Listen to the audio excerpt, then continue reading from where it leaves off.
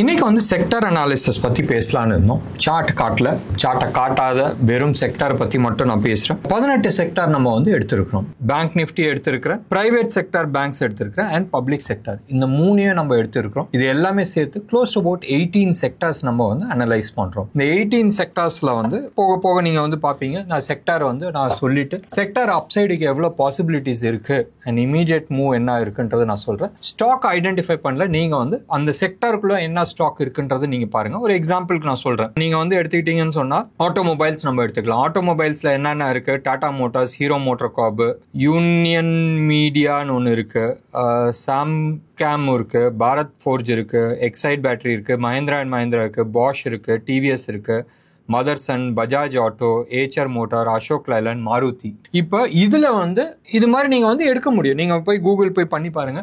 Google போய் பண்ணி பார்த்தா இந்த செக்டார்ல என்ன ஸ்டாக்னு நீங்கள் பார்த்தீங்கன்னா உங்களுக்கு வந்து தெரியும். செக்டருக்கு ரைட், இது வந்து F&O ஸ்டாக்ஸ் தான். இது எல்லாமே வந்து F&O ஸ்டாக்ஸ் தான். அப்போ தான் வந்து உங்களுக்கு செக்டோரியல் சார்ட்டுக்குள்ளே வந்து எடுத்துகிட்டு வர முடியும். இப்போ இந்த ஒரு 12-15 ஸ்டாக் இருக்குது ஆட்டோ செக்டாரில். இதில் யார் பெட்டராக இருக்கிறாங்க நீங்கள் எடுத்து பார்த்தீங்கன்னா அந்த செக்டாரை வந்து நீங்கள் கேப்சர் பண்ண முடியும். செக்டாரும் சப்போர்ட் பண்ணுது, ப்ளஸ் அந்த ஸ்டாக் வந்து மேலே தூக்குதுன்னு சொன்னால் சூப்பராக இருக்கும். டெக்னிக்கலாக நீங்கள் பார்த்தீங்கன்னா அந்த சார்ட் மேலே தூக்குறனால தான் செக்டார் மேலே தூக்குது. ஓகே, ஸோ அந்த சார்ட் வந்து புல்லிஷாக இருக்குன்றது. அந்த சாதாரணமாக இப்போ டாடா மோட்டார்ஸ் வந்து புல்லிஷாக இருக்குன்னு சொன்னால் டாடா மோட்டார்ஸ் மேலே தூக்குறனால மற்ற அந்த செக்டாரில் இருக்கிற மற்ற ஸ்டாக்ஸ் எல்லாமே மேலே தூக்குது. அப்படி மேலே தூக்கும் போதும் செக்டார் மேலே தூக்குது. செக்டார் நல்லா இருக்குன்ற மாதிரி சார்ட் வந்துச்சுன்னு சொன்னால் எங்கள் மாதிரி ஆட்கள் நிறைய பேர் செக்டார் சூப்பராக இருக்குது சொல்லிட்டு அந்த செக்டாரில் போய் இன்வெஸ்ட் பண்ணுவாங்க. லாஸ்ட் வீக் எல்லாமே நீங்கள் எடுத்து பார்த்தீங்கன்னா மெட்டல் செக்டார் சூப்பராக இருந்துச்சு. எத்தனை பேருக்கு நான் வந்து மெட்டல் செக்டார் சூப்பராக இருக்குன்னு நம்ம சொன்னோம். டாடா ஸ்டீல்லாம் நீங்கள் வந்து எடுத்துக்கிட்டீங்கன்னு சொன்னால் நல்ல பர்ஃபார்மன்ஸ். போன வாரம் வந்து க்ளோஸ் அபவுட் 4% ஆயிருக்கு. National aluminium 10.7%. Hindustan zinc, in fact Hindustan zinc வந்து நம்மளோட கொஞ்ச நாளைக்கு முன்னாடி வந்து பை பண்ணுறதுக்கு நம்ம பேசியிருந்தோம். அதுவும் போன வாரம் வந்து 10.3% அப்பு. வேதாந்தா 5.8% அப் ஆயிருக்கு. ஸோ செக்டாரை ஐடென்டிஃபை பண்ணிட்டீங்கன்னு சொன்னால் நான்லாம் அப்படி தான் நான் பண்ணுறது. செக்டார் ஐடென்டிஃபை பண்ணி அந்த செக்டாரில் வந்து இன்வெஸ்ட் பண்ணலாமான்றது நம்ம பார்க்குறோம். இதில் ட்ராப் எல்லாமே இருக்குது.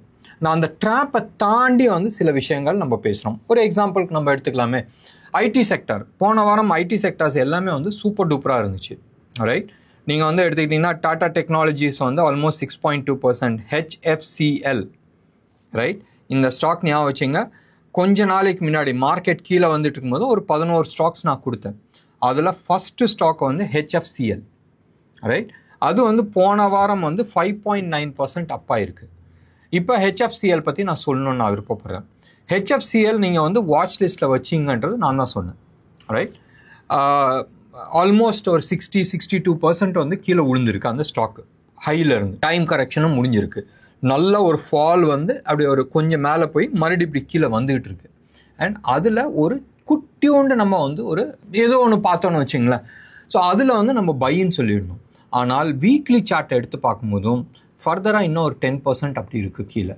ஸோ அது மாதிரி ஒரு ஸ்டாக்கில் போய் மாட்டிக்காதீங்க. இல்லை very strict stop loss maintain பண்ணும். ஸோ போன வாரம் ஐடி செக்டார் நல்லா இருந்துச்சு, மேலே போச்சு. ஆனாலும் it's only counter trend counter trend right. மேலேருந்து கீழே உழுவுறதுக்கு கவுண்டர் ட்ரெண்ட் போகுது. இதே இது கீழே இருந்து மேலே போகுது கவுண்டர் ட்ரெண்ட். சரி, ஸோ அப்படி தான் வந்து நம்ம வந்து ஐடென்டிஃபை பண்ணுவோம். கவுண்டர் ட்ரெண்டில் இருக்கிற ஸ்டாக்ஸ் எல்லாமே வந்து இட் இஸ் வெரி குட். போகும்போதும் ஒரு ஃப்ளாக் ஃபார்மேஷன் இல்லை கவுண்டர் ட்ரெண்ட் வருதுன்னு சொன்னால் அடுத்த பிரேக் அவுட் வந்து சூப்பராக இருக்கும். ஸோ இது மாதிரி தான் நம்ம வந்து ஐடென்டிஃபை பண்ணுறோம். ஐடி செக்டாரில் போன வாரம் நல்லா இருந்துச்சு. பட் ஓவராலாக நீங்கள் ஐடி செக்டார் எடுத்துக்கிட்டோன்னு சொன்னால் க்ளோஸ் அபவுட் 12% கீழே இன்னும் பாக்கி இருக்குது செக்டார். அதில் சில ஸ்டாக்ஸ் வந்து நல்லா இருக்குது, நான் இல்லைன்னு நான் சொல்ல. பட் ஓவரால் செக்டாரில் வந்து இன்றைக்கி ஐடி செக்டாரில் யார் ஜாம்பவான்னு? TCS, HCL, Wipro, Infosys. So இந்த ஸ்டாக்ஸ் எல்லாமே வந்து எடுத்துக்கிட்டிங்கன்னா ஒரு செக்டார். அந்த செக்டாரில் வந்து ஓவராலாக கீழே வந்து 12% இன்னும் பாக்கி இருக்குது. ஸோ இந்த ஸ்டாக்கை வந்து நீங்கள் இன்வெஸ்ட் பண்ணுவீங்களா? மேபி டைம் பாஸ்க்கோசரம் இல்லை சின்ன ஒரு ஒரு கவுண்டர் ட்ரெண்டுக்கோசரம் நீங்கள் வேணால் விளாடலாம் இல்லையே. நீங்கள் வந்து அடுத்த ஒரு 3-4 மந்த்ஸ்க்கு நீங்கள் வாங்கி வைக்கணும்னு சொன்னால் it's not advisable. Anyway sector நம்ம ஆரம்பிக்கலாம். நிஃப்டியை பொறுத்த வரைக்கும் ஒரு நல்ல ஒரு 4 நாள் ஒரு பாட்டம் ஃபார்மேஷன் ஆயிருக்கு. இது பாட்டம் ஃபார்மேஷனான்னு கேட்டால் எஸ், 75 மினிட்ஸ் நீங்கள் சார்ட் எடுத்து பாருங்கள், ரவுண்டட் பாட்டம் ஃபார்மேஷன் ஆயிருக்கும். அண்ட் ஃபர்தர் அப்சைடுக்கான பாசிபிலிட்டிஸ் நிறைய இருக்குது. போன வாரம் க்ளோஸ்ட் அபவுட் 2.5% வந்து அப் ஆயிருக்கு. 2.5 இல்லை சார், நிஃப்டியை பொறுத்த வரைக்கும் 1.3% வந்து அப் ஆயிருக்கு. போன வாரம் சர்ப்ரைசிங்லி ஹெச்டிஎஃப்சி ஆக்சஸ் நல்லா இருக்குது. ஆக்சஸ் வந்து ஃபர்தர் அப்சைட் போகிறதுக்கான சான்சஸ் இருக்குது. ஹெச்டிஎஃப்சி, ஐசிஐசிஐ, கோட்டக் பேங்க் இவங்களாம் வந்து நல்லா சப்போர்ட் பண்ணாங்க. அண்ட் ப்ரைவேட் செக்டர் பேங்க்ஸ் வந்து பர்ஃபார்மன்ஸ் சூப்பராக கொடுத்தாங்க. இன்ஃபேக்ட் அந்த பர்ஃபார்மன்ஸில் தான் வந்து நிஃப்டி வந்து போன வாரம் நெகட்டிவாக முடியாத பாசிட்டிவ் சைடில் முடிஞ்சிச்சு. தேர்ஸ்டே கூடயும் நல்ல ஒரு பார், ஒரு கவுண்டர் ட்ரெண்டில் வந்து நல்லா அப்பாக இருந்துச்சு. மோஸ்ட்லி ஷார்ட் கவரிங்கிறது இந்த மாதிரி நம்ம எடுத்துக்கலாம். ஃப்ரைடேவும் வந்து பார் வந்து டே ஹையில் வந்து க்ளோஸ் ஆச்சு. தோ வால்யூம் சப்போர்ட் பண்ணல, பட் நிஃப்டி வந்து ரொம்ப நல்லா சப்போர்ட் பண்ணிச்சு. ஃபஸ்ட்டு வந்து செக்டாரில் நம்ம எடுத்துக்கிட்டோம்னு சொன்னால் ஆட்டோ செக்டார் ரொம்ப நல்லா இருக்குது. போன வாரம்லாம் வந்து 2-3 வாரமாக இப்படி கீழே வந்து போன வாரம் வந்து அப்பாக இருக்குது. ஆட்டோ செக்டார்ஸ் போன வாரம் சூப்பர் டூப்பராக இருந்துச்சு. அண்ட் இன்னும் ஃபர்தராக 8% அப் ஆகிறதுக்கான சான்சஸ் இருக்குது. ஆட்டோ செக்டரில் என்ன இருக்குன்றது நீங்கள் பார்த்துங்க. பேங்கிங் செக்டரில் நான் ஃபியூச்சர்ஸோட நம்பர் சொல்கிறேன். பேங்க் நிஃப்டியோட ஃபியூச்சர்ஸ் 55,854 க்ளோஸ் ஆனது ஃப்ரைடே அன்னைக்கு. எவ்வளோ? 55,854 க்ளோஸ் ஆச்சு. ஃபர்தராக ப்ராபபிள் அப்சைட், ரைட், ஃபர்தர் இன்னும் கொஞ்சம் மேலே போகும்னு சொன்னால் 56,245, ரைட். ஸோ க்ளோஸ் அபவுட் ஒரு 400 பாயிண்ட் அப்சைட் போகிறதுக்கான பாசிபிலிட்டிஸ் இருக்குது. அண்ட் பேங்க் நிஃப்டியை பொறுத்த வரைக்கும் ஞாபகம் வச்சுங்க, நான் டெக்னிக்கல் அட்வைசர் அண்ட் நான் வந்து சிபி ரிஜிஸ்டர்ட் அட்வைசர் கிடையாது. நான் நம்பர்ஸ் சொல்கிறேன், நீங்கள் வந்து உங்களோட ஹோம்ஒர்க் போட்டுங்க, நீங்கள் வந்து உங்களோட ஸ்டாப் லாஸ் பண்ணிங்க. நான் ஐடென்டிஃபை பண்ணி சொல்லியிருக்கிறேன். ஸோ ஃபர்தராக வந்து அப்சைடு வந்து ஒரு 400 பாயிண்ட்ஸ் போகிறதுக்கான பாசிபிலிட்டிஸ் இருக்குது பேங்க் நிஃப்டியை பொறுத்த வரைக்கும். பேங்க் நிஃப்டி பேசினனால இந்த 2 நிஃப்டியும் நம்ம பேசிடலாம். Public sector enterprises or public sector banks close about 7 to 8% மேலே போகிறதுக்கான பாசிபிலிட்டிஸ் இருக்குது. 55,000 வந்து 400 பாயிண்ட் நம்ம சொல்லியிருக்கிறோம். அந்த 400 பாயிண்ட்ல வந்து major contribution public sector banks வந்து 7 to 8% கொடுக்குது. ப்ரைவேட் செக்டர் பேங்க்ஸ் வந்து கிளாரிட்டி கிடையாது, ரைட். மேலேருந்து கீழே விழுந்துச்சு. வேவ் 3 வேவ் 4 மேலே போச்சு, மறுபடியும் கீழே விழுவ ஆரம்பிச்சிச்சு. அண்ட் ஃபர்தராக வேவ் 5 வந்து கீழே தான் வந்தாகணும். சர்ப்ரைசிங்லி லாஸ்ட் 2 days வந்து மேலே பெரிய பாராக வந்து போயிருக்கு, வால்யூமோட வந்து போயிருக்கு. இதை நம்பக்கூடாதான்றது தெரியல. ஸோ கிளாரிட்டி இல்லாத இருக்குது. ஸோ அதனால் கிளாரிட்டி இல்லைன்றது கொஷின் மார்க்ஸ் நம்ம போட்டு வச்சிருக்கிறோம். இதுக்கு அடுத்தது கமாடிட்டிஸில் உங்களுக்கு தெரியும் என்னென்ன ஸ்டாக்ஸ் இருக்குன்றது நீங்கள் போய் பார்த்துங்க. கமாடிட்டி வந்து டே சார்ட்டில் வந்து க்ளோஸ் அபவுட் 3% அப்சைட் போகிறதுக்கான சான்சஸ் இருக்குது. வீக்லி சார்ட்னு சொன்னால் அடுத்த வந்து ஒரு 5-8 வாரத்துக்குள்ளே 12% போகிறதுக்கான சான்சஸ் இருக்குது. ஸோ அடுத்த ஒரு 1.5-2 மாதத்தில் வந்து 12% அப்சைட் போகிறதுக்கான சான்சஸ் நிறையா இருக்குது கமாடிட்டி செக்டரை. அடுத்தது வந்து கன்சம்ஷன் நல்லா இல்லை. கன்சம்ஷன் சொன்னாவே மேக்ஸிமம் அதில் வந்து நிறைய எஃப்எம்சிஜியும் இருக்குது.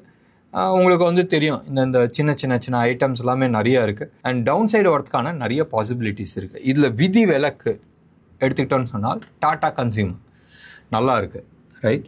ஒரு இன்வெர்டட் ஹெட் அண்ட் ஷோல்டர் ஃபார்மேஷனில் இருக்குது. நெக்லைனை உடச்சிச்சுன்னு சொன்னால் ஒரு பெரிய மூவ் கொடுக்கறதுக்கான நிறைய பாசிபிலிட்டிஸ் இருக்குது.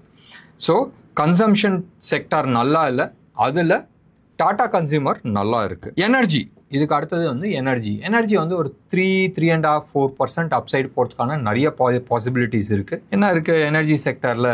ஆயில் மார்க்கெட்டிங் கம்பெனிஸ் எல்லாமே இருக்குது.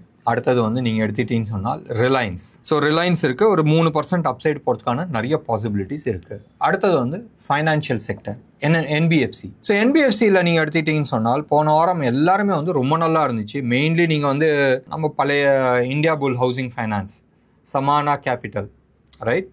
அது எக்ஸாக்டாக எப்படி ப்ரொனவுன்ஸ் பண்ணணும்னு தெரியல. சமானா கேபிட்டல், அதில் வந்து ஒரு ஜாப்பனீஸ் கம்பெனி இன்வெஸ்ட் பண்ணுறதா சொன்னாங்க. போன வாரம் மட்டும் 20.6% வந்து அப்பா இருக்குது. 20%ன்னு சொன்னோன்னா இன்னொன்று ஒரு ஞாபகம் வருது. நேற்று வந்து சஹாரா ஹவுசிங்னு ஒரு கம்பெனி இருக்குது, உங்களுக்கு தெரியும். சஹாரா எவ்வளோ பெரிய கம்பெனின்றது எல்லாருக்கும் தெரியும். அது யாரோட பினாமினோ இன்றைக்கி எல்லாருக்கும் தெரியும். அந்த கம்பெனியை வந்து திவால் ஆகிடுச்சு, ஓனர் இறந்துட்டார். அண்ட் சிபிக்கு வந்து ஒரு பெரிய தொகை கட்ட வேண்டியது இருக்குது. க்ளோஸ் டு அபவுட் 40-50,000 crores கட்ட வேண்டியது இருக்குது. ஸோ அந்த கம்பெனியோட அசெட்ஸ் எல்லாம் ஒன்று விற்றுட்டு இருக்காங்க, சரியா. So will not go into those details. அந்த ஸ்டாக் வந்து நேற்று அப்பர் சர்க்கியூட் 20% அப் ஆயிடுச்சு. ஆல்மோஸ்ட் 55 rupees பக்கமாக வந்துச்சு. ஒரு 4-5 நாளைக்கு முன்னாடி வந்து 38 rupeesல வந்து daily average volume was about 1000 to 1500. கை வைக்கலாமா? 1500லாம் வால்யூம் இருந்துச்சுன்னா கையே வைக்கக்கூடாது. லாஸ்ட் 3-4 டேஸாக 1 lakh குவான்டிட்டி டெய்லி வந்து வால்யூம் இருக்குது. 1 lakh குவான்டிட்டின்றது பெரிய வால்யூம் இல்லைன்னு நான் சொல்ல. ஆனால் ட்ரேடிங்கில் வந்து 1 lakh is not a big volume. Right, average volume last 6 months நீங்கள் எடுத்திங்கன்னா, லாஸ்ட் ஒரு 3 years நீங்கள் எடுத்துக்கிட்டாலும் டெய்லி ஆவரேஜ் 1000-1500 தான். ஸோ 38லேருந்து 50 மேலே போகுதுன்னு சொன்னால் சம்திங் இன்ட்ரெஸ்டிங். நேற்று மட்டுமே வந்து 20% ஏறி இருக்குன்னு சொன்னால் அதானி குரூப் வந்து சஹாராவோட அத்தனை ரியல் எஸ்டேட் அசெட்ஸையும் வாங்க போகிறாங்க.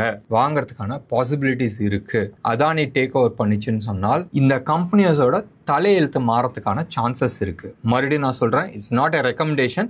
ஒரு நியூஸு அதை சார்ட் அனலைஸ் பண்ண படு கேவலமாக இருந்துச்சு. அண்ட் நேற்று வந்து வால்யூம் பிரேக் அவுட் ஆகிருக்கு. I'm giving a information. பண்ணணும்னு நினச்சா நீங்கள் பண்ணீங்க.